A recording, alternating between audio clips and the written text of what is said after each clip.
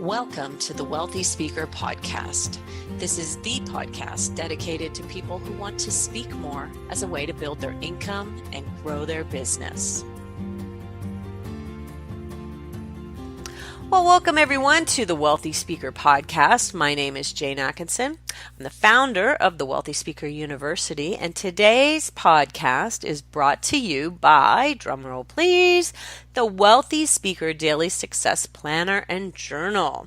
Now, I would love to dive right into our podcast content, but so let me just say this about the journal.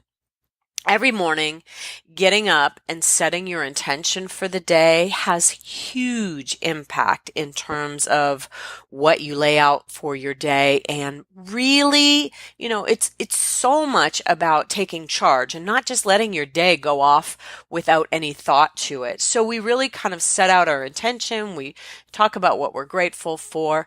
And there are several key pieces that you do every single day that really, really help you as speakers build momentum. It's designed for speakers. If you're interested in that journal, come on over and see us at speakerlauncher.com and click on the bookstore, and you can see that we've got some specials on there for you.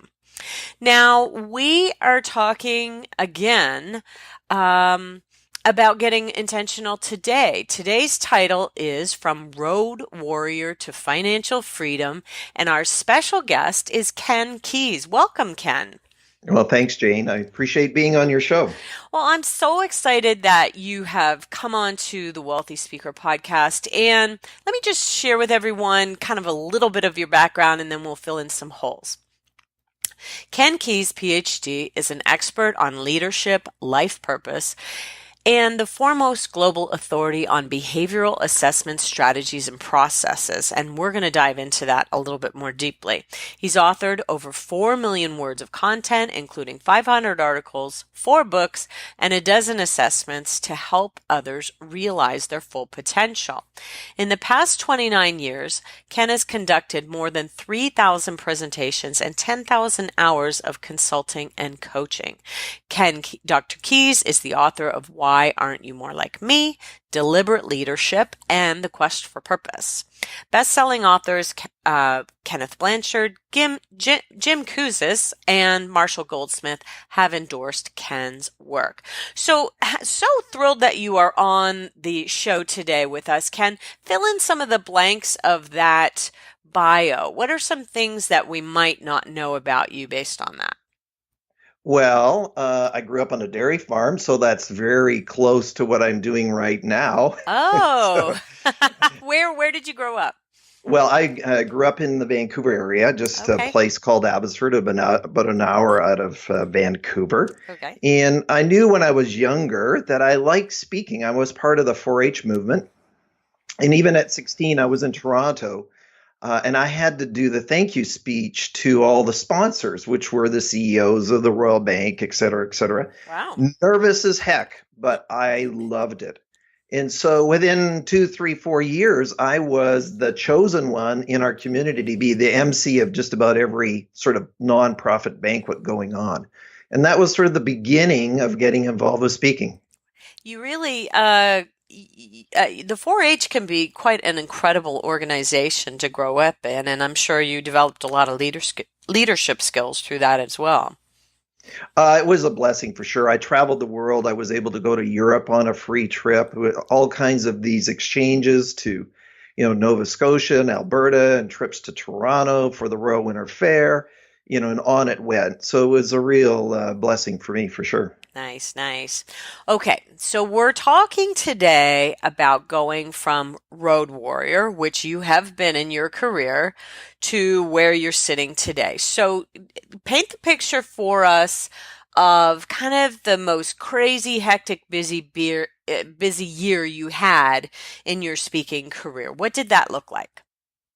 Well, for 6 years, I had over 300 days a year on the road. Yikes.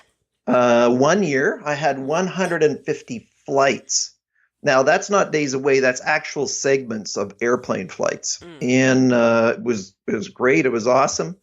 But I recall, we can always go to the backstory, but I recall actually even now, the emotions are still there. Hmm. After 6.5 years of doing this in 1,500 days on the road, in that time, I was in Ottawa.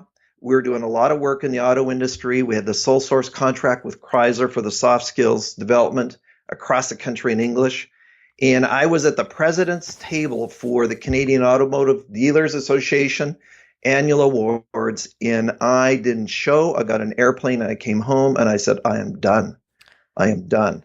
So we had two small kids at home, and that amount of travel almost resulted in our divorce. So, it's Too, great to be that busy, yeah. but it was intense. It's too much. And so you went into it head down, and it's really funny. You and I have a common thread in Betska K. Burr because when I first started in this industry 30 years ago, I worked for Betts because she was my first speaker that I represented, and she handed me a stack of business cards and said, "I'm going for 4 weeks in to do Chrysler training and then 2 weeks vacation. Here's your cards. Go ahead and launch this business."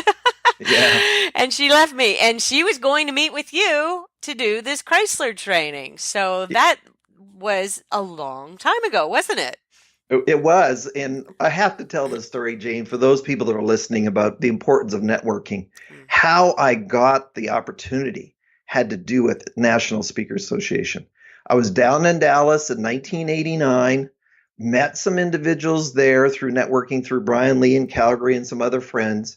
And then this opportunity for Chrysler came up, and there was one of the people I met lived in Atlanta who connected with the person from Canada who was hiring the team, told them about us, and here, all this business later, millions of dollars, all came out of that one interaction And in Dallas through the sequence of events there. I think Betska was in Dallas as well, and maybe that's how she caught wind of this. I'm not sure. I can't remember what I had for breakfast yesterday morning, Ken. So Mm. that's too far away for me. But maybe that was how that happened for her as well. And it was the whole Chrysler training was huge, but you probably landed many big contracts like that. What did you focus on? Let's talk about the kind of the early days when you were kind of out hustling and getting the business.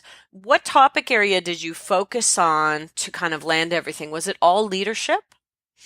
Actually, it was sales because I came out of sales and marketing. I Okay. actually bought into a sales training franchise. And unfortunately, that company, the head office went bankrupt, and it was like a video based facilitated program. And that was a newbie there. Oh. The other thing that I really learned there that is so important for those people getting into the business is in the 80s, I was part of Toastmasters, and I always tried to be somebody else. And it was this beginning journey, and when I first got into it in the late 80s to do it, to find your own voice. And I tried so hard to be Zig Ziglar. I'm not. I met Zig personally on more than one occasion. Hmm. And I said, no, I need to be my own space. So I focused on sales training and selling that package program. Oh, And okay. then when that company went bankrupt, I actually ran into Dr. Anderson, who founded CRG, which is the company, an assessment company I own now Okay. here in Abbotsford. And then we just started to develop and expand. And then I got to be involved with this whole assessment side, the power of personality and leadership skills and wellness. And then I just started to shift around 1990 into this more holistic model. And then that's been really my journey for the last 28, 29 years. And so tell us what CRG stands for and how and where that website is. It's CRG Leader, LEADER.com. And CRG just stands for Consulting Resource Group. And that was the company name that Terry selected way back in 1979. So we were just approaching 40 years. And we never changed it, but really we're primarily a developer of learning resources, assessments, and e-courses and curriculum for other professional developers. So speakers, trainers, HR professionals, internal learning managers, they access our tools and resources and deploy that to serve their clients. So you stumbled across something that would allow you to start to move away from that road warrior lifestyle. Go back to that point where you said after 6.5 years of doing that, What had to happen kind of to get to where you are today? I'm sure there was a little. Well, there was a big event that everybody knows, and what happened is that what really occurred, even though I came home, I still was kind of addicted to the cash flow. So we were earning seven figures, sometimes multiple seven figures. We were Mm-hmm. 2,000, 2,500 training days a year that the company was doing for them, plus all the curriculum development. And I knew CRG at that time. I was representing the tools that were in the program, but 9/11 happened. Uh, In 1 week after 9/11, we went from 100 to 150,000 a month of business with them to zero. They canceled it. And so you're not going to sue your client, you're not going to do it. So really, it was fortuitous. I didn't decide to quit. It was sort of decided for me, but I was going emotionally through this. I don't want to travel anymore. I'm done with this. It's really costing me health wise as well as my family. mm-hmm. And then the opportunity to buy Consulting Resource Group was there because Terry really, as a professor, didn't really want to run it. And he was willing and ready to sell it. And so it took the next 6 months or a year to orchestrate a deal for me to purchase the company from him. Something that you said about being addicted to the cash flow. How, Hmm. you probably had to go through a starting over process, did you? Like, what was that like?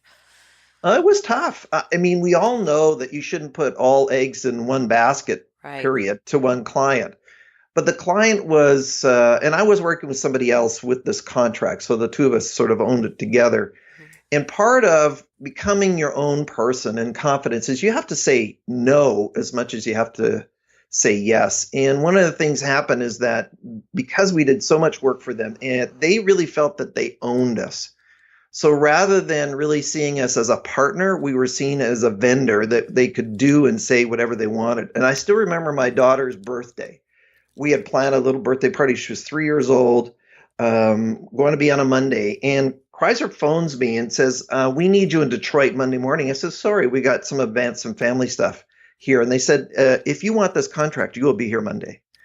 And that's when I knew that the relationship really wasn't what I wanted. And so it takes courage and boldness. So I admittedly struggled to kind of shift that, go from personal income of 100,000 a month to zero. It is traumatic. Mm. It is what I needed to do, but it was a growth point too to shift and said, okay, I've always talked about leverage, but I wasn't living it per se. It was all, time for money and contract based versus leverage based.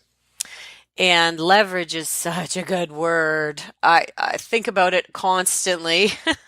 Yes. And I think that's, back to what we were talking about at the beginning about being intentional about how you want to spend every day. Okay, I am picturing people listening to this podcast who have been on the road for perhaps years and they're trying to get off the road.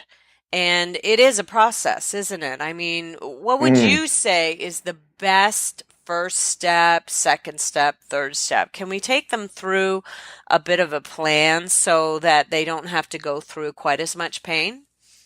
Absolutely. I know For I'm our totally putting you on the spot here, Ken. I'm so sorry. No, We're that's fine. writing a I'm we're prepared. writing a I'm prepared. program on the fly. Yeah. Well, we have actual handouts that we call business development game plan. Okay. And it's interesting because part of the first question we need to ask ourselves, and I give my one of my mentors, Alan Weiss, this because I hired him way back in the 90s to kind of mentor me. And he wrote the book Million Dollar Consulting and also I think Million Dollar Speaking. But anyways, we as an individual, you need to ask yourself, are you trying to create a practice or are you trying to create a business? And here's what I mean by that. A business is what Kiyosaki always talks about, something that's independent of you. So if you stop speaking and you go away for a year, your business is worth more than when you left it. A practice is where it relies on you. Now, not one is not right and one is not wrong. It is your choice. And the reason you need to choose that first, Jane, is that the implications or the sequence of events or your choices in your business structure are affected by that decision. It's not right, it's not wrong. So if you want to have a practice, then it's just on you. And if you stop working, it stops, that's fine. And so example is Alan's one of the top consultants in the world, but he has a practice. And he said, I really don't want to have any employees. I don't want to have any of those individuals involved there. Kiyosaki and others says, I want to have a business and all these people around me that kind of run it when I'm not there. Now, that is not separate from the concept of leverage. So leverage can come out of both of those streams, but that does implicate it. Now, this implement it. The same time after that, everybody's talked about the secret or the attraction process, and you teach this.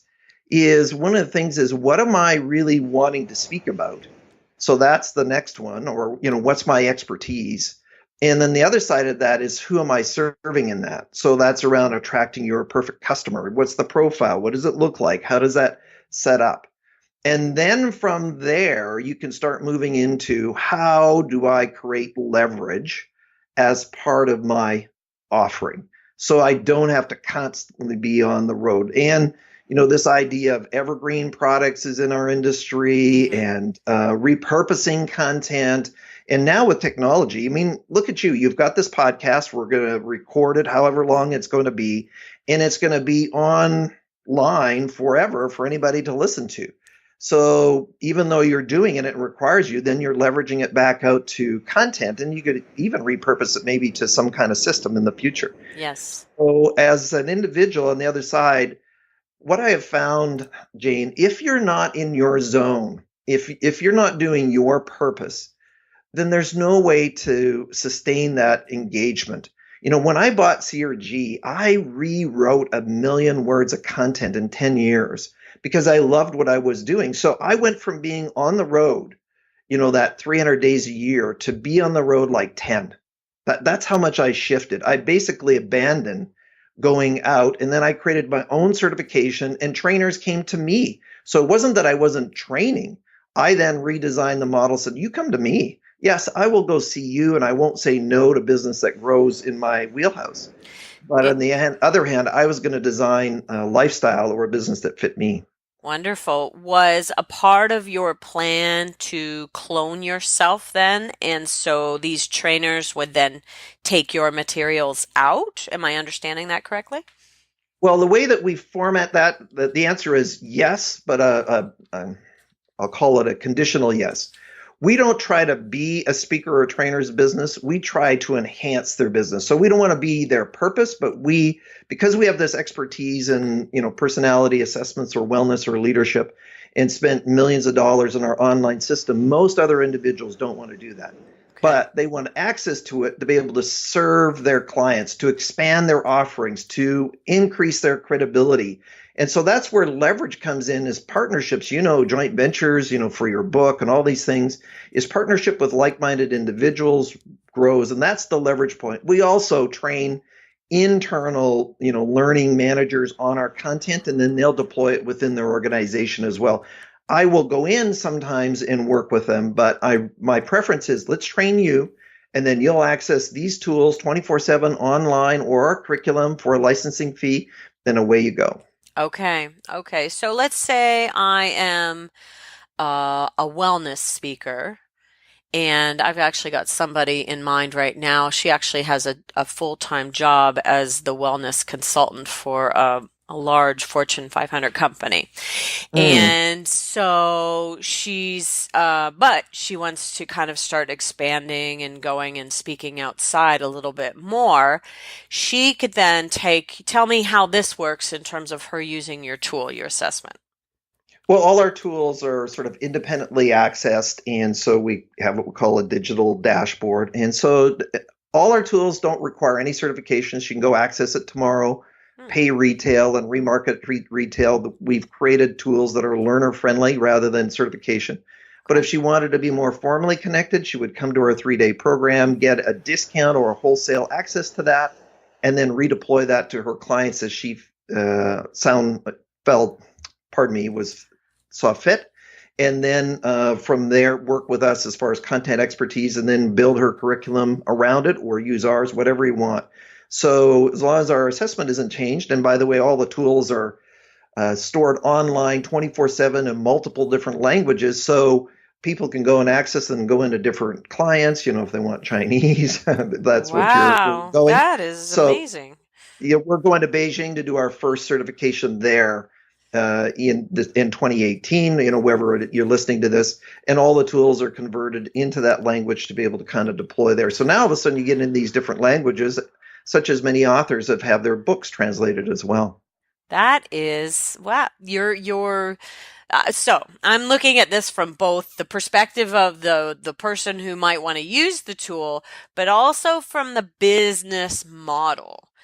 Mm. How can we inspire other people to leverage what they know so that they can then create more of a lifestyle that's perfect for them? I have clients who are out on the road, and I'm talking about 80 engagements a year, which typically means double that in terms of travel. And you were from a training, when you're seeped in training, this whole 200 and 300 dates a year, I don't even know how people survive that for 2 years, let alone six. That And by the seems way, those were insane. full day workshops. Yeah. So we would start at 9 and finish at 4 and run to the airport and go to another city. Ugh. So that's when you could check in security about 15 minutes before your flight and not get kicked off. So Yeah. and that's where the puddle jumping and would go. And I was in little cities all over. So part of it is, again, to go back and say, okay, how do I leverage this content? How can other people consume this? And this has been taught at NSA for 25 years. Hmm. Used to be, okay, you do a cassette program. Those of us that are old enough said, what's a cassette? Then Huh? it went into CDs. Then it went into DVDs. Now really it's streaming, Yes. right? So you don't even have to ship anything. Everything's an e-product. So we're actually in the middle of changing all the products that we have on CDs because people don't even have a CD player on their new Mac computers anymore. Or even my computer I'm using notebook here doesn't even have a CD-ROM player. So now you can go digital, you can go online, you can create e-courses with things like Thinkific or whatever platform that you want to use. It could be a podcast like this, but it could be subscription based.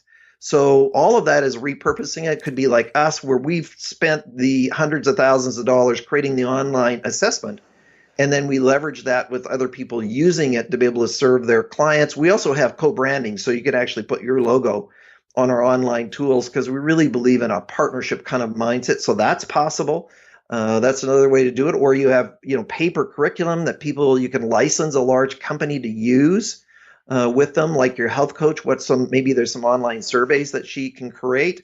And the other one is we're doing more of, and you're doing this as well, Jane, is webinars. Hmm. And technology for webinars really did kind of suck even 5 years ago, but it's so much better now. The platform's still sometimes unstable, but much better than before. So recently we partnered with an association, did a webinar. I'm sitting here in my office at home with my stand-up desk, and we're doing the webinar. And so my travel was 5 minutes from my coffee pot kind of thing. Yahoo! We love it. We love it. Now, okay, I want to just kind of throw out some words of caution for people. You mentioned online courses, and I hear every day, I'm going to develop. I don't want to be on the road. I'm at the beginning of my career. I don't want to be on the road a lot. So I'm going to develop an online course. And I think that that's a great, great idea. But the people who do well with online courses are the people who already have a following. And so I do want to throw a little caveat in there to make sure that you have a following when you go ahead and start developing your online course. How did you, in the beginning, was it because you purchased CRG, it was already up? Did you already have an audience, or did you have to build the audience? It was both.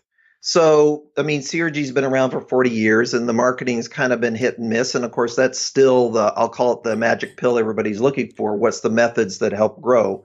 But we're primarily a B2B communicator. So large organizations, one of the large organizations that accessed our tools because we equally reward people who refer. So, way back when Amazon had an affiliate program, so go 15, 20 years ago, Mhm. we embraced that. We honor people who refer. There's no obligation or anything. So we had somebody to refer us to American Management Association. So then what they did is they integrated our assessments into their program. And it was because of that one sort of referral, it was hundreds of thousands of dollars of business over a decade of working with them. So we really, our business is, interesting enough, Jane, grown through relationships in spite of all the marketing, all the content that's out there. is just intentionally what are the referrals, who are the other people who like you. And so we had a following. We actually had a very large contract in Japan in the 90s. And then, unfortunately, due to the Kobe earthquake, that company was destroyed. But that was through a college professor in Vancouver who was from Japan, who said, my cousin runs a seminar company and he would really appreciate your personality or your personal style assessment for his management training. And then we trained 100,000 Japanese managers on that assessment. And then when I bought the company, Jane, we didn't have anything online. So this is like 2002. Hmm. So we have spent, now that is the one thing I will caution. I underestimated the cost of technology by about 1,000-fold. Just yeah, platform has 600,000 lines of code on it. So, if you're going to produce 600,000 lines of code, there's going to be investment there, and Yes. it's all customized for us. So when somebody said, "Well, I'm just going to go create my own," well, you could through SurveyMonkey, but not necessarily a psychological assessment. And that's why we leverage that to other people. Said if I spent a couple $1 million putting this together, then I'd rather leverage through other speakers, trainers, help serve you that serves the client. Then I don't have to go out there and you're more local. That is leverage, and I like the intention that's behind the leverage. You really have always been about building relationships. And I think that that's kind of at the core of your values. And the people you probably do the best business with are people who hold the same values, wouldn't you say? Absolutely. And that goes back to, deciding your perfect customer. Hmm. One of my, if we scroll back, one of my development things I really had to learn, which we talked about earlier, was this the ability to say no. Hmm. And when I first got in the business, I would say yes to anybody that would give me a breadcrumb because I was broke. Yes. And I borrowed some money to buy the franchise from a friend. Then I couldn't pay him for a couple of years because I had no business. So everybody hears the story now. Oh, you made $1 million, Ken. Yeah, but you don't know when I couldn't get a loan to even fix my car. And so you're just so broke. You don't know where it's coming from. So you get anxious, and people pick up on that. Sort of like in high school, the nervous guy that's kind of anxious doesn't get any dates, right? Right, And right. it's the cool guy that does. So it's the same thing here is that are you confident in who you are? And you don't have to prove to anybody. You still need to speak the truth. But yeah, being aligned and working with people who are like-minded or it's so much better. And the last time, have you ever worked with somebody who hasn't been aligned and you know what? And they're negative and they're draining. And what do they do to your energy? This one person can take 95% of your emotional energy and suck the energy right up. And so this ability to say no is important. Said, you know what? You're a nice person, but there's really not a fit here. And so here are some other people that might be able to serve you. And Yeah. that's usually how I would handle it. So back to, I know that you have lots of different types of assessments. Let's just kind of tell us what they range in so that people who we have who are leadership experts, people who are maybe team builders or communication specialists, Mm-hmm. what they might be able to tap into your tools with. Give us kind of the lowdown of the ones that you offer. Okay, I'll just give you a quick synopsis is our personal style indicator was created because we wanted to create a better tool in our opinion anyways. We have bias around rather than DISC or Myers-Briggs, so that personal style indicator is our anchor tool. Okay. Then we created sister tools which are complementary to that, the sales style, which is for a sales group, then the entrepreneurial where somebody in their own business, plus there's an additional research on 4,000 entrepreneurs, so people that are working with business owners. Then we created the instructional and learning style, which is our own proprietary model about why don't you teach the way that I learn. And Oh. so you can use those tools for sales training, for team development, for, my book, Deliberate Leadership, talks about your leadership style. And then we go into what we call non-style tools, which are our wellness assessment, which is developed with myself and Dr. Anderson and Dr. Gwen Faulkner. And it's really 120 questions around what are the stressors, and so that really marks for people and really helps them in their wellness, self-worth. Our values assessment, which is a behavioral assessment, which is our second most popular tool. Our leadership skills and our leadership 360, which is based on 40 years of research on our leadership book called Transforming Leadership. And then a sidebar for those people who are into HR or job fit, then we have what we call an assessment on measuring the job style. So this is not on a person, this is on a position. And then it's called the manager's job style indicator. And then we have a compatibility to say what's the nature of the person compared to the nature of the position to be able to establish you what we call a compatibility or a job fit level. So those would be the core ones that we have. We continue to expand on it, but then all of them work together as a comprehensive system. Did I mention self-worth? I think so. So we have that one as well. Wow, that is so impressive, Ken. So I'm thinking if I am someone who might be listening to this and I've thought about doing my own assessment, I think, well, why reinvent the wheel? Maybe they just come to someone who's already got all the tools there and that you can kind of like private label them almost for them, put their own logo and branding on it and make it theirs, right? Absolutely. And Yeah. then they can build curriculum or workshops around it, or they can access some of the curriculum we've put together. So really helpful for people who are perhaps at the beginning of their career and maybe don't have all of the research and background that they might need to really help them stand tall in their expertise. Absolutely. And even people that have been around for many years, such as myself, where I was there for 10 or 15 years and say, okay, I want to leverage my speaking and have products and services that go beyond me that my large clients could then utilize like forever. And because CRG has a referral program, maybe you don't want to have anything to do with it. You just want to introduce it to them. Then we take care of that for you Oh, and manage that relationship. well, that sounds pretty sweet to me. Now, you have some tools that you would like to offer people. Tell us about the tools, and we'll put the link to them in our show notes. Well, when we do our certification, I have a little section on other, what we call associates, people that are in the business of professional development. And what I've put together is a very simple checklist on information and product services. In other words, it's just really a brain dump of how can I repurpose my content in all these different methods. So if it's a teleseminar, if it's an e-course, if it's a webinar, whatever it is. And so we just put all we could think of, and it's really more of a checklist. So when you talked about leverage earlier, Jane, Mm. this is just a PDF. I think it's got 8 pages on it, and then you can just look at it as really a free resource. We give it to our associates, so we'll make it a free PDF download, and you can embed the link in your email that goes out. Okay, that sounds wonderful. Well, Ken, if there's people thinking about going from road warrior to financial freedom, getting themselves moved into a place like you have got now, what's maybe one final thought that you might have for them that might help them maybe go through a little less pain than you did on your path? Well, get you to coach them, I guess.